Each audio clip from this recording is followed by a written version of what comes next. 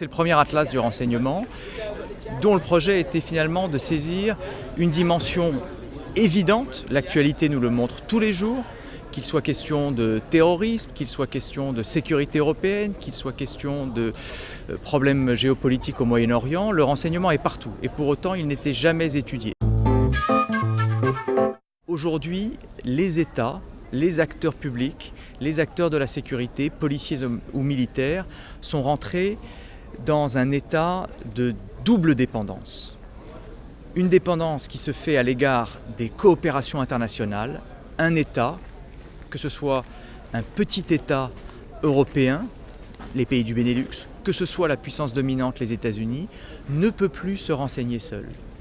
Ces petits États du Benelux, comme cette grande puissance que sont les États-Unis, on pourrait dire la même chose de la Russie ou de la Chine, est entrée dans un réseau, dans un maillage de coopération avec des centaines d'acteurs publics, des centaines d'acteurs de la sécurité, qui fait que même ces puissances dominantes sont totalement dépendantes des flux d'informations qu'ils ne captent pas tout seuls. Autrement dit, les États, petits et grands, sont entrés dans une dépendance à la coopération. Et cela change considérablement la façon dont on doit comprendre non seulement le renseignement, mais tout simplement ce qu'est la vie internationale, ce que sont les relations internationales. Ça, c'est la première évolution, je crois, la plus notable. L'autre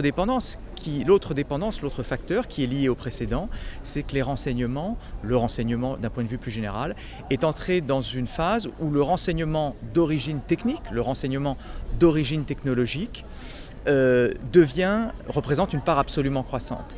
Et les États sont aujourd'hui eux-mêmes dépendants à l'égard du monde numérique, du monde du signal. Ils sont rentrés dans une ère de technodépendance. Sciences